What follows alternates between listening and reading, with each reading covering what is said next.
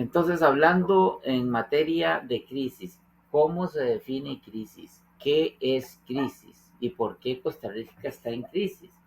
¿Y qué tenemos como herramientas jurídicas, legítimas, moralmente hablando, para salir de la crisis?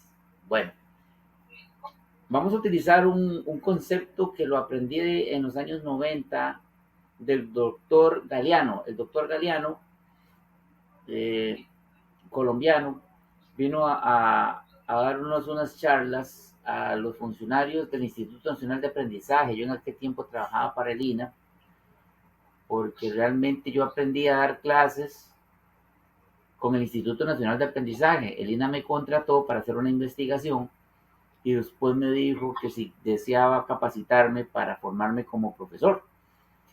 Y ellos me formaron con un curso de 400 horas que se llamaba en aquel tiempo Formación Inicial de Instructores.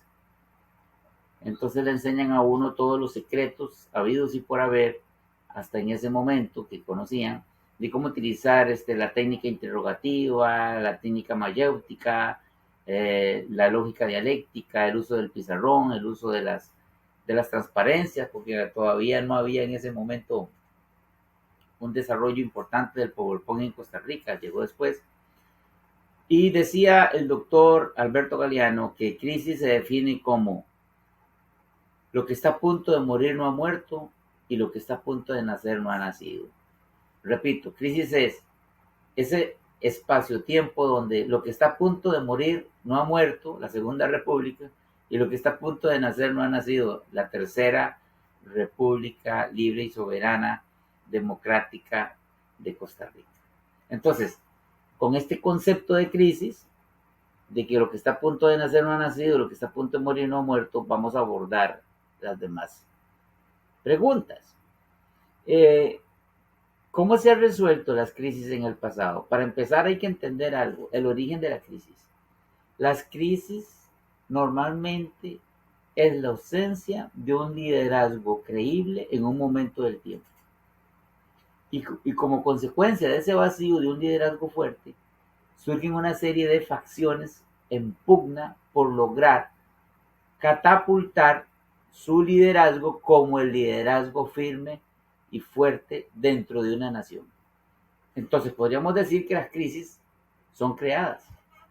Son creadas con el propósito de establecer un nuevo orden a favor de la facción que resulte ganadora.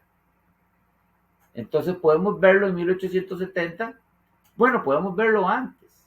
Podemos verlo antes. Vamos a ver, nosotros como nación independiente, entre comillas, surgimos de una crisis terrible. Para empezar, España fue invadida al inicio del siglo XIX por Napoleón. Gran parte del territorio español estaba bajo el dominio de los franceses.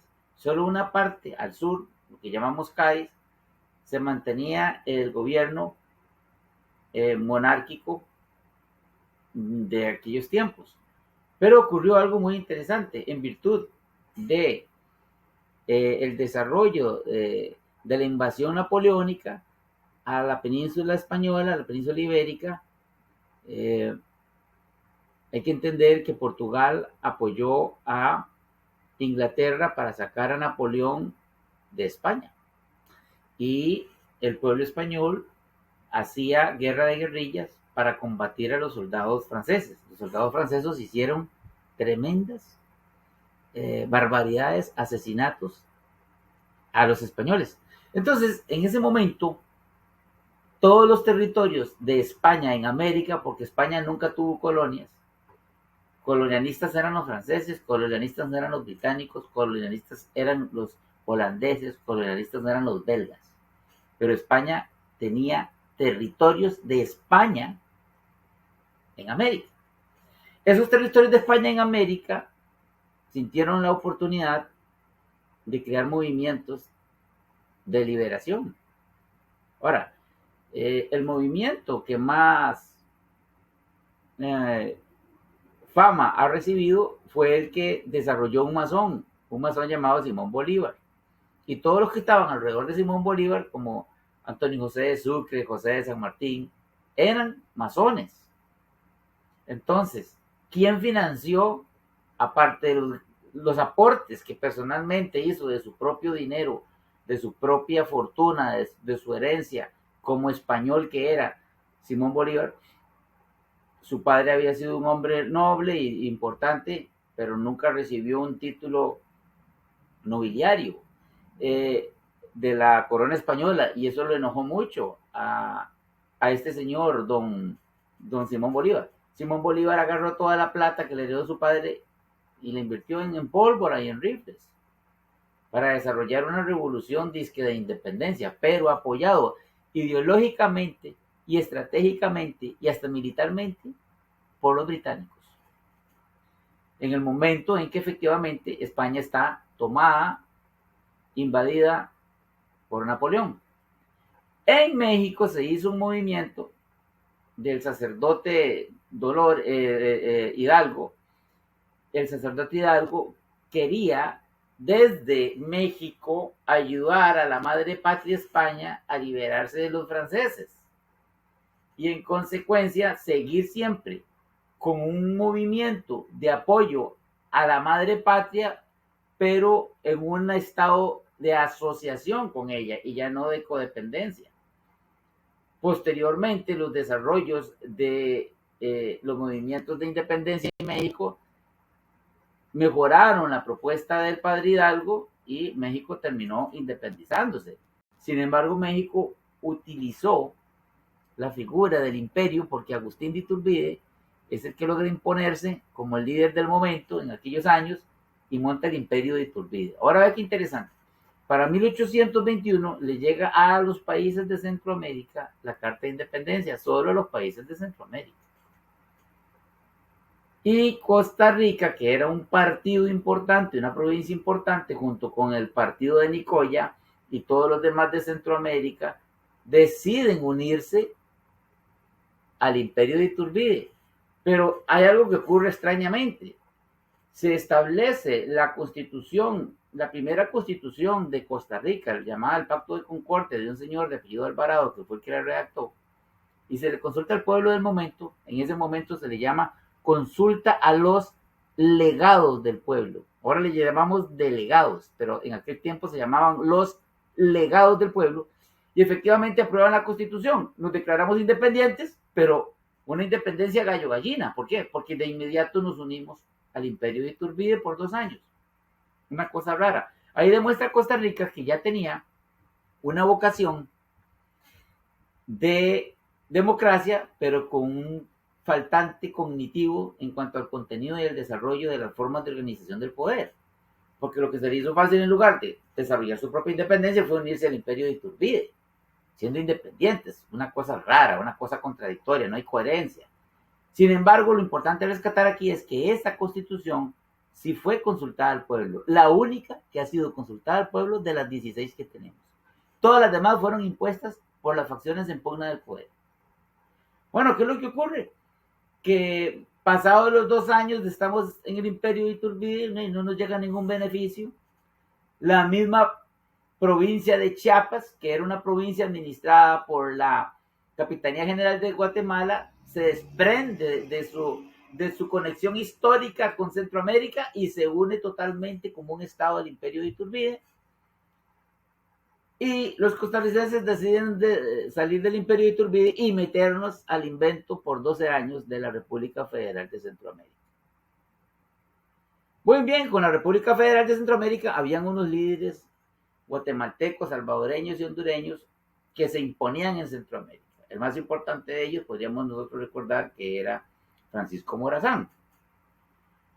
¿Qué pasaba? Que la provincia al sur de la República Federal de Centroamérica era Costa Rica, y Costa Rica llegaba hasta Bocas del Toro.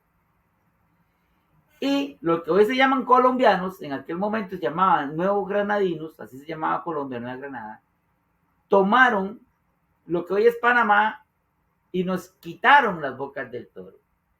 Y entonces, al estar nosotros en la República Federal de Centroamérica, lo que se esperaba es que los ejércitos de la República Federal de Centroamérica fueran a sacar a esos colombianos, nuevos granadinos de ahí, y no hicieron nada.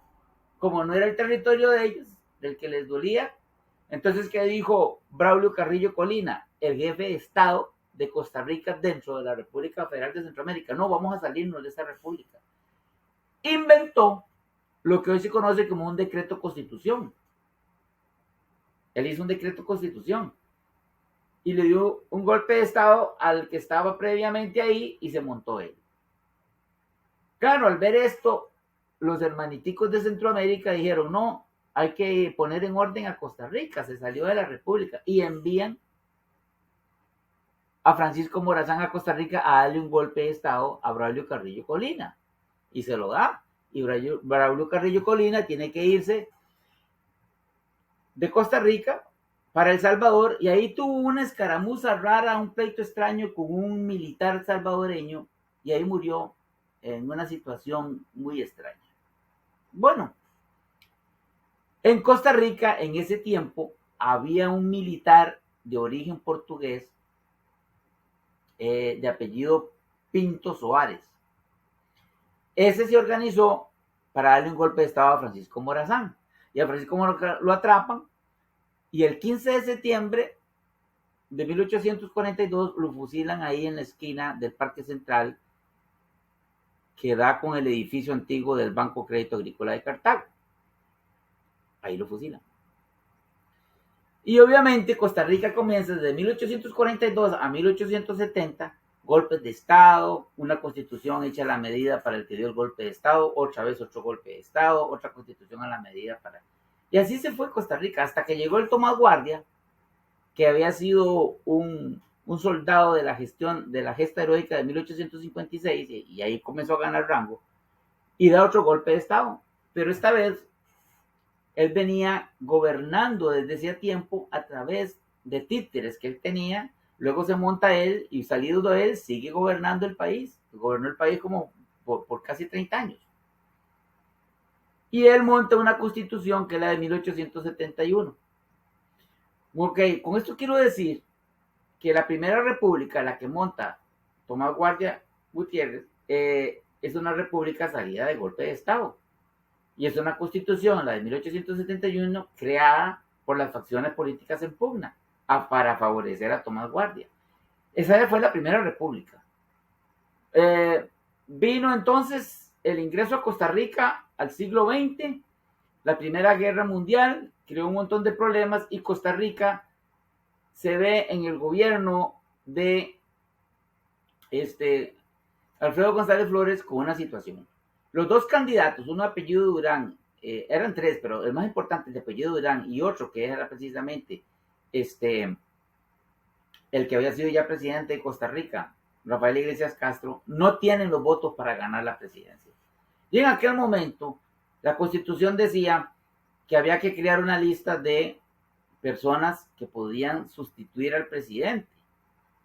Y había una lista de 20 personas que podían sustituir al presidente, obviamente hombres, porque en aquel tiempo la mujer era relegada totalmente a los oficios domésticos y no tenía participación, hasta que llegó Carmen Lira y demostró que no era necesario que la ley lo dijera y ella participó políticamente y ahorita hablamos de Carmen Lira. Entonces a estas personas que estaban en una lista se llamaban designados a la presidencia. Pues uno de ellos, porque no necesariamente se escogía el que iba en primer lugar de designado, puede ser el quinto, el noveno. Uno de ellos era Alfredo González Flores.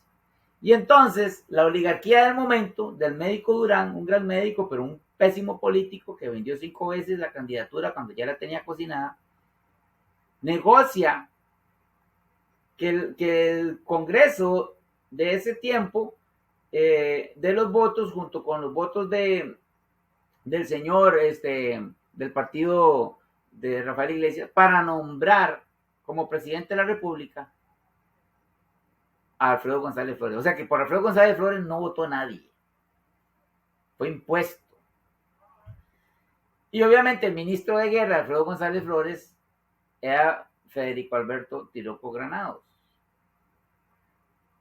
Y cuando ya no les gustó la presidencia de Alfredo González Flores, porque ese era un hombre preparado en Derecho y en Economía, y comenzó a apretarle los impuestos a los ricos, como hoy día, ¿verdad? Entonces los ricos, las oligarquías criollas mafiosas y los partidos políticos del momento decidieron quitarlo, pero para eso le dieron un golpe de Estado. Entonces le dijeron a Tinoco que lo diera y que lo apoyaban a él. Y oigan, y mucho pueblo que no quería pagar impuestos y que no les gustaban las medidas de Alfredo González Flores, apoyó el golpe de Estado y apoyó a Tinoco. Tinoco fue un hombre apoyado, hasta por intelectuales de Costa Rica.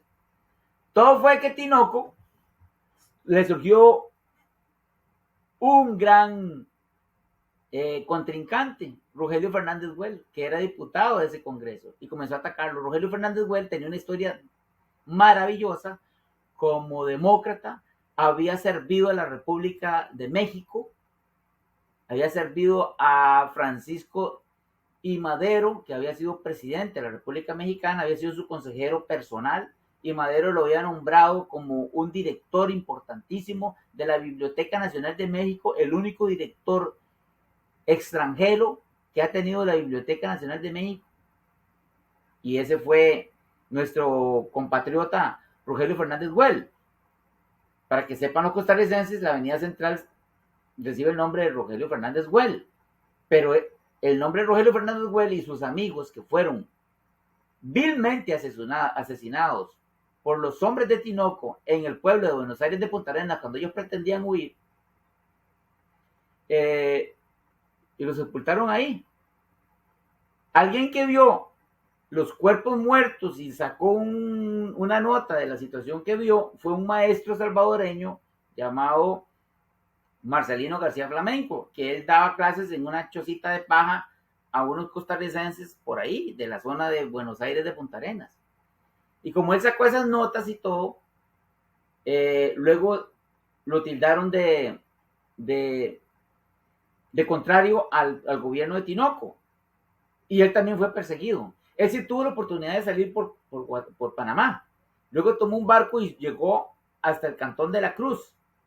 Y yo no sé quién lo cantó, y la policía de Tinoco en el Cantón de la Cruz lo atrapó, lo arrastró con un mecate, con caballos, y ya cuando estaba molido por las piedras y rota su carne y todo, le echaron gasolina y lo quemaron. Eso lo cuento porque el colegio no te lo enseña, no te lo enseña Teletica, no te lo enseña Telenoticias, no te lo enseña La Nación, no te lo enseña Trivisión, parte de nuestra historia. ¿Qué pasa? Que hay una mujer con muchas agallas en aquel momento que es Carmen Lira. Carmen Lira organiza un discurso que ella da ahí en el Parque Morazán, donde llegan 3 tipos de estudiantes, los del Liceo de Costa Rica, los del Colegio Seminario y los del Colegio Superior de Señoritas. Y esos estudiantes se enojan al escuchar las barbaridades que estaba haciendo Tinoco y deciden ellos ir a quemar el periódico La Información, como decir ahorita que la gente se enoje y vaya a quemar La Nación o Trivisión o Teletica. Y en consecuencia, al ver Tinoco que el órgano reproductor de sus ideas, el periódico La Información, es quemado, agarra miedo. Ya habían asesinado a su propio hermano, que era un militar, le habían metido un balazo en un ramo de flores que le fueron a dejar y nunca se supo quién fue el que lo mató. Él da la orden de sacar plata de los bancos que hay en ese momento, la ponen en unos vagones de tren y sale huyendo con ese dinero hacia Puerto Limón y toma un buque y se va a vivir y a morir a Francia. Y queda el país ahí en una escaramuza. Previo a la situación de que él huya, había solicitado, como ya había dado un golpe de Estado, y gobernó como por 2 años con golpe de Estado, había solicitado un crédito al Royal Bank de Canadá. Esa fue la plata que él se llevó. Y también había solicitado a los expresidentes del momento, habían 7, de los cuales se prestaron 5, para redactar una constitución, la de 1917. Una constitución que no prosperó. Entonces, como lo que hicieron fue darle un golpe de Estado a Alfredo González Flores, pero el régimen como tal quedó constituido, nombraron a un señor Barquero como presidente interino, se hicieron unas elecciones y las ganó Julio Acosta, un masón. Un masón. Bueno, entonces resulta que sigue la constituyente de 1871 en 1917. hasta que llega la narrativa que nos llega a nosotros de los años 40, de que está gobernando Teodoro Picado Michalski y los votos de las elecciones se contaban en la Casa Presidencial. Sin embargo, Teodoro Picado Michalski ya había enviado al Congreso del momento un proyecto de ley para crear el tribunal, lo que hoy se llama el Tribunal Supremo de Elecciones. Bueno, resulta que dice la narrativa de los corruptos de Liberación Nacional que efectivamente las votaciones las había ganado Tilio Late y las había perdido Rafael Ángel Calderón, que era el candidato que tenía el partido calderonista en ese momento, del cual había sido él mismo presidente en el 1940 al 44, y del 44 al 48 fue Teodoro Picado Michalski. Y entonces se levanta la figura de José Figueres Ferrer, dice que a proteger la pureza del sufragio, donde en el Partido de Liberación Nacional es donde más engaños de sufragio hay, o sea, una cosa increíble. Bueno, entonces nadie se explica cómo Figueres viene con su ejército, violando mujeres, subiendo por Patio de Agua del Huarco, por la carretera que tenemos ahí, embarazando a mujeres, él y los hombres que venían con él, los famosos glostoras y medallitas, venían así violando mujeres, llegaron al Huarco y ahí hicieron una matancinga, ahí se hizo una guerra, una batalla fuerte en el Huarco, ahí murieron muchos costarricenses y hay una zanja de cuerpos enterrados ahí de costarricenses. Y entonces se llegan y se instalan en Ochomogo para prepararse para ingresar a San José a seguir la guerra. La oligarquía del momento convence a los calderos comunistas, a Manuel Mora Valverde, de ir a hablarle a Figueres ahí al cerro de Ochomogo para detenerlo, para que no entre con sangre y fuego a San José y obviamente no quemar el periódico La Nación. Y Figueres tan vivo cae en la trampa de no echar con sangre y fuego a San José y no quemó el periódico La Nación. Y es tan estúpido lo que hizo, porque supuestamente, siendo el general victorioso, cuando vienen las votaciones para elegir diputados a la constituyente que se requiere, porque se requería mejorar la constitución de 1871, de los 45 diputados solo saca 4. Chingo de líderes. ¿Quién dominaba entonces el escenario? La oligarquía creía mafiosa, con rostros anónimos. De ahí sale el Partido Unión Nacional, el Partido Constitucional. Entre esos dos partidos sacan la mayor cantidad de diputados constituyentes. Y en lugar de analizar el borrador propuesto por los vencedores de la guerra civil, o sea, Figueres y sus adláteres, no, dice la constituyente, no, nosotros ya somos un poder. Nosotros vamos a utilizar el texto de la 1871. Chingo de liderazgo el de Figueres Ferrer. Entonces Figueres se da cuenta que tiene una constituyente en contra de él. Y entonces, en las discusiones de la constituyente, el diputado Facio Brenes, quien llegó a ser rector de la Universidad de Costa Rica, se pega ahí un discurso, si mal no me acuerdo, está en la acta número 20, artículo número 3 de la constituyente, donde indica, vean, le dice a los diputados constituyentes, ni se hagan muchas ilusiones. Ahora hay dos poderes de facto, la Junta Administradora de la Segunda República con Figueres y sus empleados ahí, sus adláteres, y nosotros. Pero nosotros no tenemos ejército ni tenemos armas, y Figueres sí las tiene. Así que si Figueres quiere venir a cerrar esta Asamblea Nacional Constituyente, lo puede hacer. Y se le levantan otros diputados, obviamente, los de la oligarquía criolla mafiosa, que lo habían convencido a Figueres de no entrar a hacer un baño de sangre. Que no era posible, que la constituyente es omnímoda, que tiene todo poder. Bueno, ahí se dieron unas discusiones. Al final Figueres no le convenía cerrar la constituyente y lo que hizo fue pedir 6 meses más de extensión de la Junta Administradora de la Segunda República, pidiéndola pero amenazándola, o sea, a la constituyente, tienen que darme estos 6 meses más. Y en esos 2 años que fue dictador, montó la ley de Lis, hizo algunos decretos de ley y algunos cambiecitos, que son los cambiecitos de la Segunda República, porque la Constitución de 1871 era la que tenemos en el 1949. Si usted lee las actas, se dan cuenta cómo discuten los artículos de la de 1871 y le hacen unos cambios cosméticos. Al final, se monta una nación basada en decretos ley y en una constituyente mal redactada, mal discutida, mal deliberada, manejada por la oligarquía que llama mafiosa a través de partidos políticos, donde el pueblo no aparece en ningún lugar, porque dice que la soberanía reside en la nación. Cuando usted analiza el acta número 86, el artículo 3 y 4, donde el diputado que propone la redacción del artículo 2 y del artículo 4, se hace una discusión que la soberanía tiene que residir en el pueblo. Y dicen que no, que es en la nación.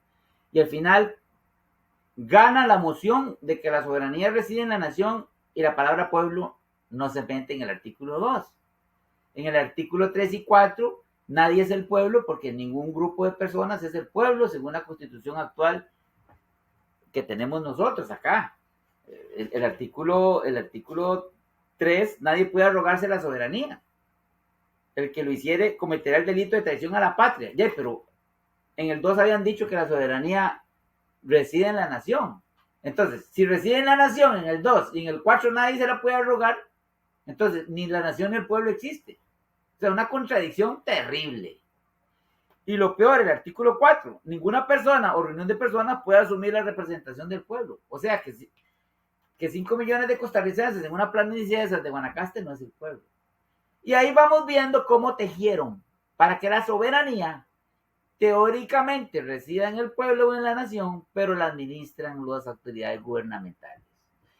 Ese cambio fue un cambio para que no cambiara nada, como lo que está proponiendo ahorita Juan Diego Castro Fernández.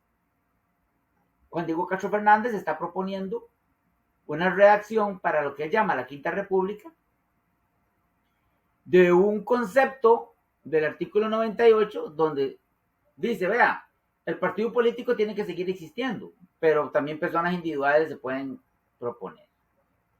Entonces, ¿por qué Juan Diego Castro Fernández, licenciado en Derecho, doctor en Educación con énfasis en mediación, con 30 años de experiencia al servicio de los masones, propone esto? Porque viene un golpe de Estado, viene un cambio.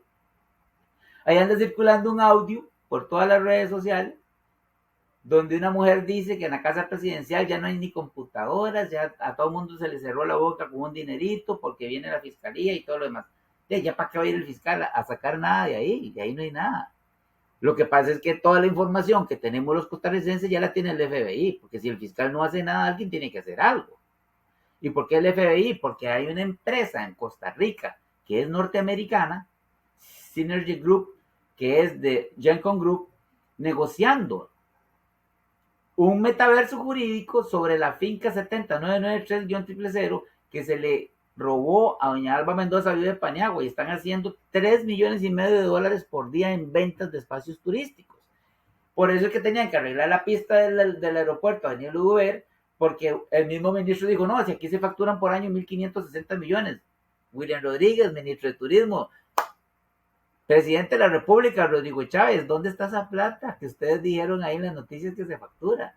O sea, Costa Rica ahorita se ha cometido tantos delitos donde ha participado el mismo Poder Judicial por inacción, por omisión, la misma Fiscalía porque se les da la prueba y no tramitan el expediente, no lo investigan. Y alguien tiene que venir a mover las pulgas en Costa Rica. ¿Y por qué digo toda esta hablada? Porque viene un cambio. Y el cambio lo van a imponer los masones, porque ya ahora, como en toda la historia de Costa Rica, siempre que hay un golpe de Estado sube un masón. Y entonces nos quieren vender la idea que Claudia Dobles o Laurita Fernández, una figura débil por todo lado, en términos de experiencia, en términos de capacidad, en términos de proyección, en términos de propuesta, en términos de conocimiento de cómo se maneja la República de Costa Rica. Laura Fernández la acusan, siendo de Mojón de Esparza, la acusan de tener una super casa millonaria que el salario no le da para tenerla, que se le hicieron disque, supuestamente, unos narcos ahí en Monte Alto, en Cartago, de donde yo vivo, con Cartago. No ha explicado ella cómo es que pagó esa casa y con qué plata la pagó. Claudia Dobles, esposa de Carlos Alvarado Quesada, dice que está estudiando aquí en Harvard y no sé qué, y ya está preparándose porque va a ser la presidenta de Costa Rica. Alguien nos anda vendiendo ese chocolate amargo. Y mucha gente en Costa Rica, los que no fuimos a votar, el 77%.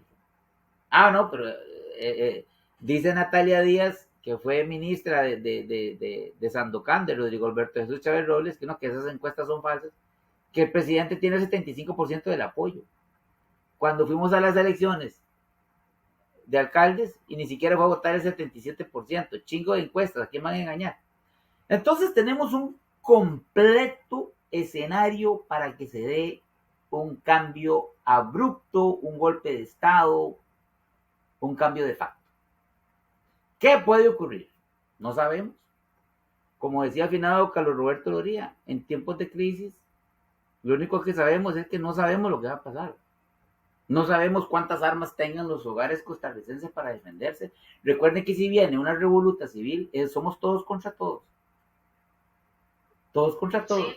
Si a mí alguien llega a mi casa y me habla mal, no hay Estado. Hay Estado de naturaleza. Si a mí alguien llega a mi casa y me habla mal, no hay policía, no hay a quien obedecer. Yo saco el arma y si veo me defiendo. Y si el otro puede antes, me mata a mí. Es que eso significa guerra civil. Que no hay policía, no hay garantías de nada. Cada quien ve a ver cómo hace. Por eso es que hay violaciones y asesinatos. Entonces, eso es lo que supuestamente en las desafortunadas declaraciones de Rodrigo Alberto Jesús Chávez Robles a la hora de indicar que él tenía 14,000 policías armados y el OIJ 1,000, y lo que nos está llamando a una guerra civil. Es decir, que no es suficiente que nos roben las fincas, que nos roben las propiedades, que nos saquen plata para pagar $7,500,000 de intereses de la deuda a los judíos askenazis en Nueva York.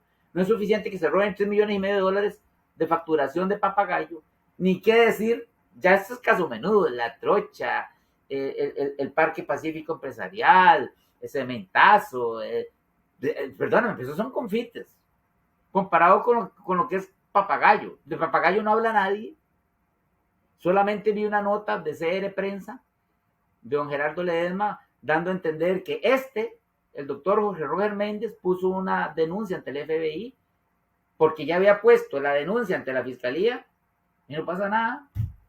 Y como hay una empresa norteamericana haciendo negocios en papagayo, con la finca robada 7993-000 en un metaverso jurídico, eso sí le compete al FBI. ¿Y quién se presta para eso? El ICT. O sea que papagayo es un negocio del Poder Ejecutivo. Lo maneja el presidente de turno, desde Carazo hasta nuestros días.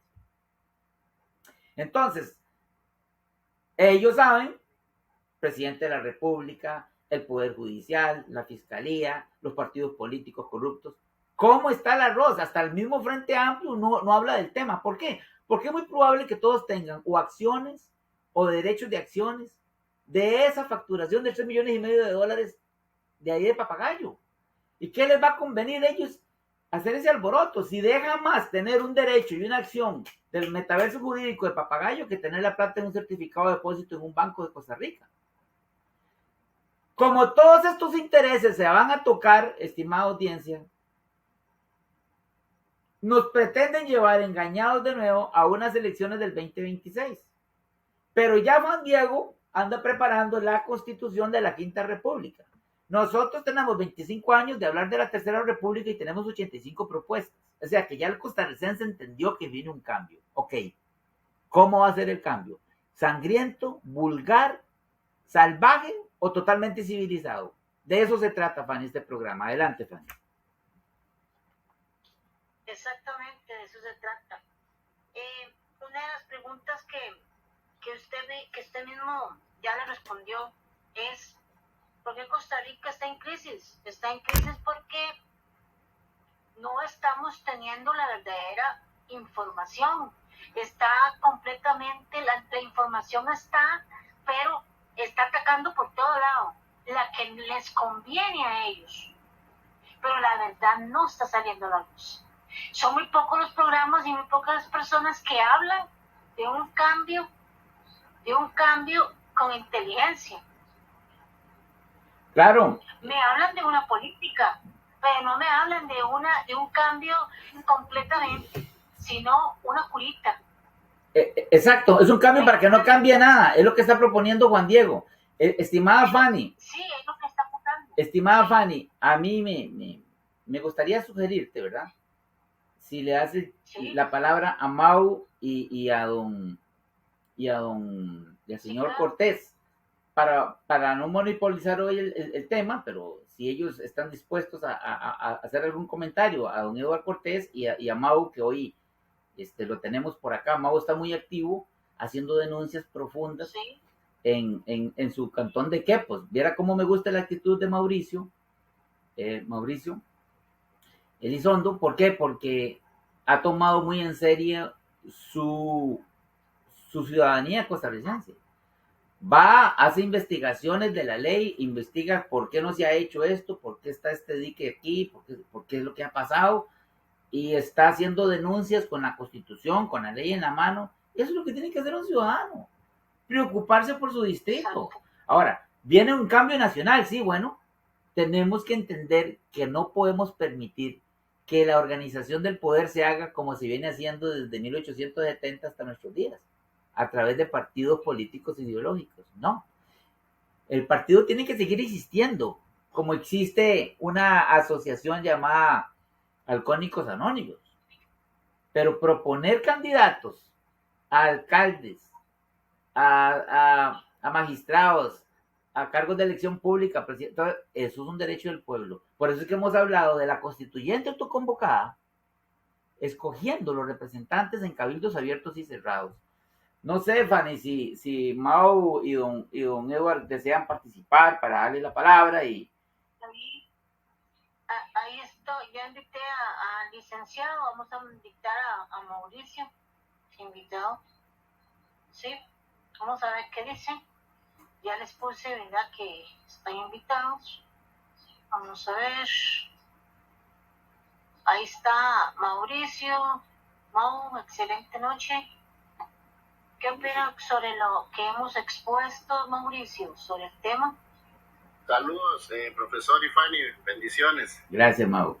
Éxito, gracias. Aquí conectado, escuchando un poquito de historia acerca de lo que habla el profesor y tratando de ir sacando conclusiones, porque de las cosas que pasan es ahí donde no nos tenemos que equivocar una vez más, ¿verdad? Correcto. Qué buena declaración, no equivocarnos, hacer las cosas con legitimidad jurídica y moral, con civilización en la mente y el corazón, no con armas ni con sangre, como dijo el presidente de la República, que se ocupaba un cambio con sangre, sudor y lágrimas. ¿Y la sangre de quién? ¿Será la de mis nietos, la de tus nietos, la de tus hijos? O sea, yo no sé qué desafortunadas declaraciones son esas. La verdad, perdón, la verdad, de antemano les digo que a lo largo del tiempo y llegando a esta conclusión, en este momento, de todas las cosas que han venido pasando, tenemos que tener claros que hay una efervescencia social y en cualquier momento puede empezar un cambio en el cual los mismos ciudadanos pueden ser atropellados por otros ciudadanos que piensen diferente. Entonces, hay que aprovechar la parte tecnológica, hacer un llamado a no usar las emociones, sino la parte intelectual. Y yo lo que les recomiendo a todas las personas con las que tengo contacto es que debemos de interactuar, como dice el artículo 18 de la Constitución, leer las leyes y conocerlas y sentir la patria de esa manera. Sí, estoy totalmente de acuerdo con ese comentario. Exacto. Por ejemplo, hoy recibí un mensaje de una persona que jura y perjura de que nuestro periódico es liberacionista, porque apoyamos, dice que apoyamos, y dice que, bueno, me trató como trata a la mamá. Entonces yo me quedé espantada y dije yo, pero si yo soy meramente apolítica, ¿verdad? Nada que ver. Nuestro canal es meramente autoconvocatorio, insistimos convocatoria, que los costarricenses se unan a esa visión, pero no estamos ni a la derecha ni a la izquierda. Correcto, estamos esperando qué quiere el ciudadano, qué quiere el soberano. Correcto. ¿Qué es lo que quiere? Eso es lo que está pasando desde, ya le digo, una fecha exacta.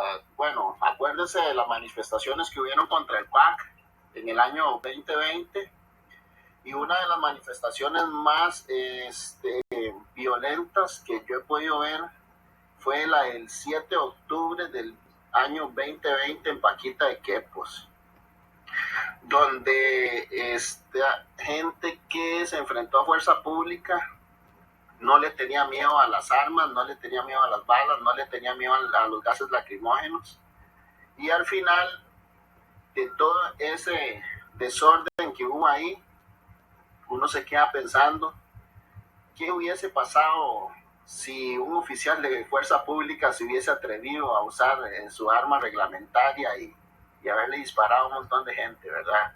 Hubiera sido algo terrible. Yo creo que las personas que se han aferrado a sus partidos políticos, por la razón que sean, liberacionistas o Unidad Social Cristiana, y algunos otros que han desertado y se han ido al rodriguismo, deben de ponerse la mano en el corazón y primeramente pensar antes de hacer las cosas. Estoy de acuerdo, Mauricio. Sí. El asunto es también como lo dice Fanny, como usted lo dice, Mauricio. Mauricio citó el artículo 18 de la Constitución, lo voy a leer. Los costarricenses, o sea, todos nosotros, deben observar la Constitución y las leyes, servir a la patria, defenderla y contribuir para los gastos públicos. Servir a la patria, no a los partidos políticos ni a las oligarquías criollas mafiosas. ¿Quién es la patria entonces? Pero es muy importante porque, como dice don Mauricio, hay que vivir la ciudadanía. Entonces, la patria es el espacio distrital donde yo ejerzo mi vida. No hay más patria para mí que esa. Y si me extiendo un poquito, el cantón.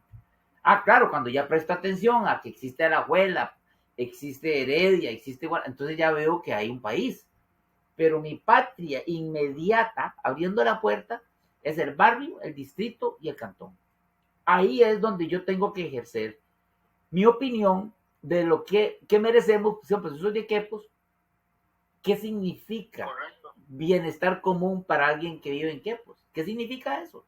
Quepos, entonces un cantón que tiene un cantón hacia arriba, que también es ribereño, ribera con el mar, tiene un cantón hacia abajo que también ribera con el mar, tiene plataforma marina, tiene montaña, tiene ríos. Ok, comencemos a hacer un inventario de los recursos que hay aquí.